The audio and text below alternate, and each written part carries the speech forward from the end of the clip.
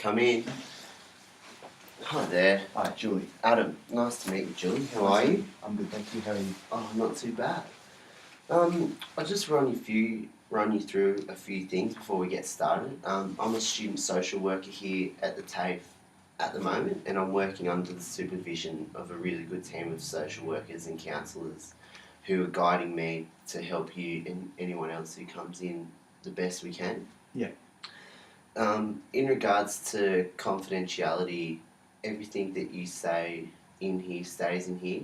Yeah. Unless there's any sort of, I get the feeling that you're at any risk of self-harm or any harm to others, then I do have to pass that information on to my supervisors. Is that alright? Yeah, that's fine. And just the purpose of this meeting today is just to have a bit of a chat so I can best get to know you, and then we can sort of look into how best we can help you in the future. Is that alright? Yeah, that's Okay. fine. So to get started, did you want to just tell me a little bit about what has brought you in today? Just feeling a bit overwhelmed. There's been a few changes to my living situation over the past few months, and between that and TAFE, it's just become a bit stressful and hard to manage it all. So I thought coming in and talking about it might help me go forward with it. Okay. And what are you studying here at the TAFE? Hairdressing. Hairdressing. And how long have you been doing that for? 3 years. I've got 1 year left. 3 years? Okay. And so that's an apprenticeship course, isn't it? Yeah, I'm doing my apprenticeship and then study here a few nights a week. Okay, beautiful. And how does that all go for you? Is it a bit full on or? Yeah, recently. Yeah. But before that I was really enjoying it. Okay. So these sort of changes that you've gone through, is that what's made the study a bit more full on recently? Yeah. Okay. And what sort of changes have occurred? Just my living situation. I was living with my mum for a little while, but since then I've moved out and moved in with my grandparents, so that kind of adjustment period's just been a bit difficult and a bit stressful. Yeah.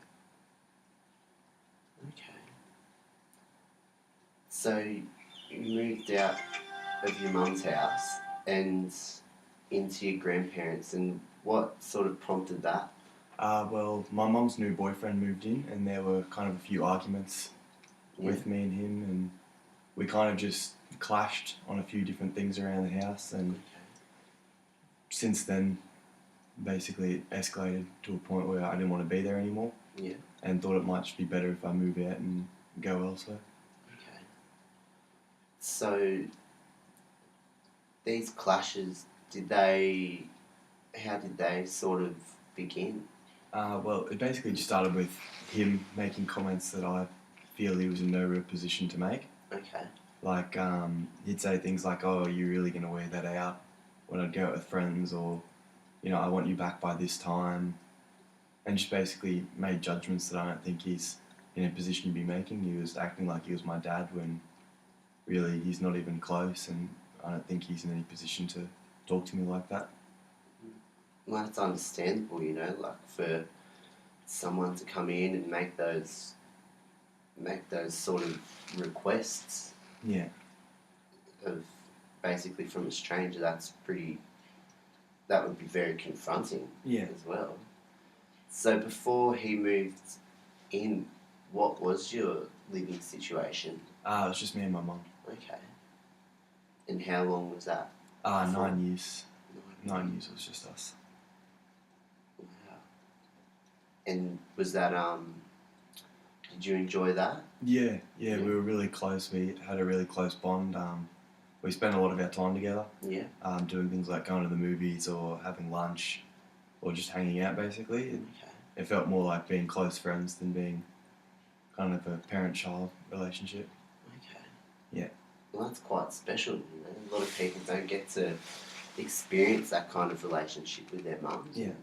You're very lucky that you've been able to experience that. Yeah, I felt pretty lucky to have that kind of connection with her for as long as I did. Special. Yeah. And has this relationship continued since you've moved in with your grandparents? Not as much, really. She spends more of her time with her new boyfriend, Liam.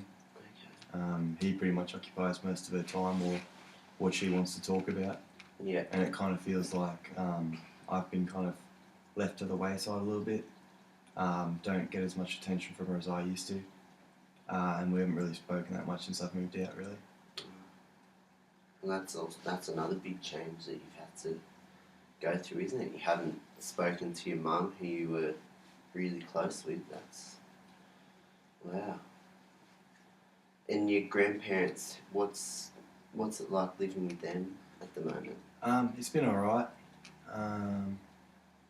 It's been tough initially, adjusting to how they live compared to how it used to be at our house.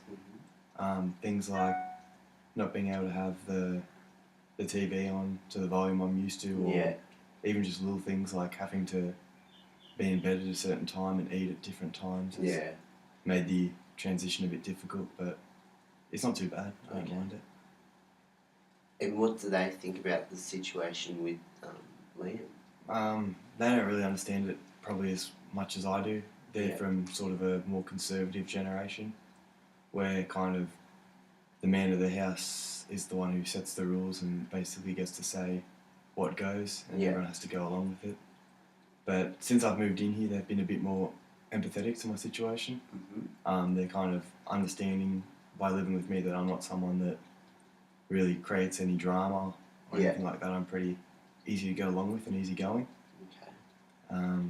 But yeah, initially not so much, but after a while they've started to understand my situation a little better.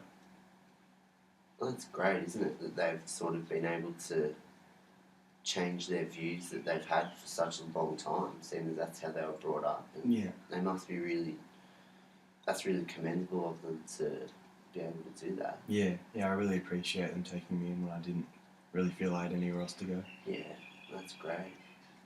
And do you have any like friends and things that you sort of have met through TAFE or work? Yeah, I've got a few friends from both. I've made a few close friends that have been doing the course with me. Okay. And we kind of started at the same time, so we've become pretty close over that time.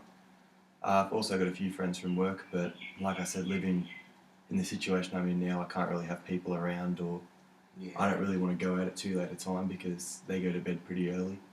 Okay. And I don't really want to inconvenience them by staying out late and coming home at all hours of the night, so I don't really go out and socialise when I'm not at work or at TAFE. And is that something that you would do a bit when you were with your mum? Yeah, before Liam moved in, I used to go out a fair bit, but when he moved back in, he kind of was a bit more demanding with things and trying to say how things went, so I didn't really go out as much once he moved in. Okay. And do you feel that that's something you miss, that sort of social aspect? Yeah, I really miss it. That used to be kind of what made it so enjoyable, was that I really got along with everyone I was doing my course with and working with. Okay. They're still all really good to me, but it just feels like you kind of miss out when they talk about different things that they've done over the weekend and you weren't there for any of it, so I feel a bit left out. That's understandable. How have they reacted to the situation with you not going out as much? Are they still... They understand. Okay. They're only human. They can't not talk about it and avoid mentioning, what they did over the weekend. But they kind of understand my situation. They still ask if I want to come out with them. Yeah. So they're still kind of polite enough to ask, even if they know I can't make it. But yeah, they've been pretty good about it. But it feels like they just don't really understand it to the full extent of how it is, because they're not going through the same thing, really. Well, that's good though. You've got a really close group of friends who obviously care about you, so that's really great. Yeah. And to form those friendships within the short time you've been at TAFE, really that's quite good. So from moving out of your mum's house and into your grandma's, has that affected your study at all? A little bit. Not in terms of wanting to do the work. Yeah. I'm still really passionate about it, and it's something that I really want to do. Mm-hmm. But just in terms of kind of, like I said, the stress of the new situation kind of makes it difficult to get everything done on time. Yeah. Because when I'm here, I try to help out around the house when I can to kind of repay my grandparents for taking me in. Yeah. But the passion's still there, and I still really want to do it. it's just kind of a time management thing now. Yeah.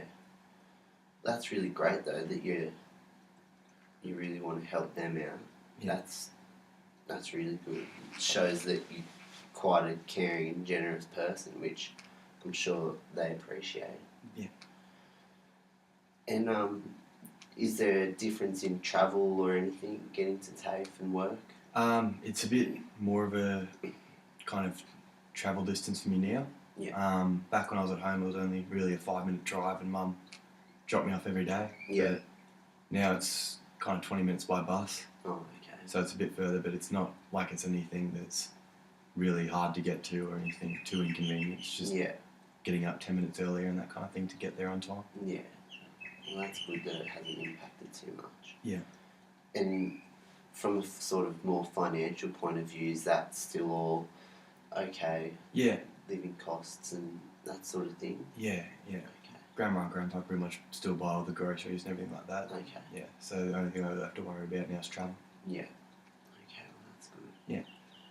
And you said that you were living with your mum for 9 years, just you two. What happened with your dad? Is he around? Or? They separated 9 years ago. Okay. It was us until I was about 10, the three of us. Yeah. And then they separated and Dad moved interstate. He's living in Adelaide now and working out there, so... Oh, yeah. Yeah. And what's your relationship like with him? Still really good. I still talk to him quite regularly. I text him throughout the week and maybe talk on the phone every couple of weeks. Yeah. I see him, but not as often as I'd like. Yeah. Only kind of on special occasions like birthdays or Christmas and that kind of thing. Yeah. Is the only time I really see him. And have you spoken to him much about the changes that you've been going through? A little bit. I try not to inconvenience him when I can because he's kind of got his job that he's working pretty hard at now. Okay. And I'm pretty sure he started dating as well, so I don't want to start to burden him too much. Yeah. And the way you mentioned how Liam sort of tried to act as a father figure, how has your dad reacted to those sort of things? It makes him understandably a bit angry Yeah. because he obviously is my father and he feels like he's the only one that should be able to kind of look Yeah. out for me like that. So it makes him a bit angry, but he's not going to kind of ring him or confront him or anything like Yeah. that. He wants Mum to be happy. Yeah. And he doesn't want to kind of create any more unnecessary stress or drama for Okay. anyone. Well, that's good. It sounds like your dad, like your grandparents, is quite understanding, and Yeah. it's great that there's sort of a bit of a emphasis on not creating too much conflict, which is really uncommon these days between divorced couples, but that's great. And the relationship with your mum and dad, they're still sort of friendly. Yeah, they don't really kind of speak unless they need to. Mm-hmm. They speak basically about things regarding me, like if I'm going over to visit Dad, what time my plane gets in and that Yeah. kind of thing. Okay. Or again, like he'll ring if he's coming to visit for my birthday, like ask him what time would be fine to come pick me up Yeah. and that kind of thing, but they don't speak really unless they need to. Okay.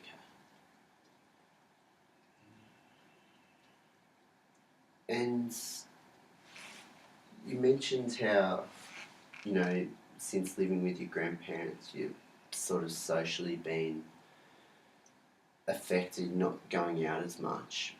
What sort of fills in your time at your grandparents' house? Basically, if I'm not studying, I'm just trying to do things to help them. Yeah. In their age, they can't really do as many things as they used to do, like cleaning the house up, Yeah. doing general things around the garden, like pulling out the weeds or Okay. just, general tidying up and cleaning up is a bit difficult for them now. So basically things like that, going to the grocery store and getting groceries for them. And then, again, any time I've been doing that, I'm pretty much just studying. So if you don't mind, I'll just run back over a few things. So you've moved into your grandparents' house following a bit of conflict with your mum's new boyfriend, who was sort of acting as like a very disciplinary second father. Does that sound about right? Yeah. And you've moved into your grandparents who have quite lovingly given you their home to live at. Yeah. Throughout the whole situation, I've noticed that you have placed quite an emphasis on your study, and it seems like you've got quite a passion for your hairdressing. Yeah. Where's that sort of stemmed from? I'm not too sure. I wasn't really that interested in school when I was there. And once year 10 rolled around, they kind of talked to us about different things we might want to do. Yeah. And basically, they kind of pushed for things like mechanic or construction, electrician, easy trades Yeah. to get into, that there were plenty of things for, but nothing really interested me. Okay. And then someone brought up hairdressing. Oh, yeah. And then I went and did a bit of an introductory course and found that I really liked it. So from there, I kind of put myself into it, Mm-hmm. and just kind of every part of it I like. I like the social side of getting to talk to clients and speaking to new people every day, and working with a good group of people, being encouraged to kind of go about my work and be myself is kind of something that's really important to me, and that's what I get through this. Oh, beautiful. In the place you're working at now, you seem to really enjoy that. Yeah, I really like all the people that I work with, which makes it a lot easier. Yeah. And are you sort of hoping to continue your role there once you finished your apprenticeship? Yeah, for a while. Probably work there for a few years until I can save up a bit of money, and then hopefully move on to do my own thing a little bit. Okay. So, your own thing, what are you sort of thinking of doing? Well, the dream basically is to open my own salon. Yeah. And basically just work from there. That way I can kind of have a bit more flexibility with my time and what I do and that kind of thing. But that's basically the dream down the road, is to start my own salon. Okay. Yeah. That's beautiful. And is that something that you talked about with your grandparents and your mum and dad? Yeah, I spoke with mum about it a lot when we were living together. Nothing really concrete, just more in the future. Like one day I'd like to do this. Yeah. Instead of real kind of planning towards it. Okay. I've mentioned it to my grandparents a few times, and they're pretty supportive about it all. Okay. Initially they weren't so much, but after seeing how interested I am in it, they've really started to put their support behind it. Well, that's great. Yeah. Well, unfortunately we've run out of time for today, but if you don't mind, I'll just run back over a few things. The changes you've gone through and the living with your grandparents, and it's affected kind of your social life and not your ability to study, but it's just made a couple of little things a bit more difficult. Yeah. Yeah. But I think it's very commendable throughout all these big changes you've been able to withhold your passion for hairdressing, and you still have your aspirations, and I think that's really positive. Thank you. Thing to hold on to. And I think it's also really positive that you've been able to bring yourself in here today and talk about these things, that's a big first step to making some positive changes, and that's also really commendable. So I'd like to thank you for coming. Thank you. I think if you'd like to, we could reschedule another appointment in the next week or so. If you'd like to come in and we'll just have a chat about a few more things. Yeah, that sounds good. And just before we go, just checking that you feel safe and okay about going home, and that's all right? Yeah, that all feels fine. Okay, beautiful. Well, thank you very much for coming in today, Julie. Alright, thanks for coming and meeting with me. That's all right. And I'll see you next time. Alright, sounds good. Thank you. Thank you. Thanks very much.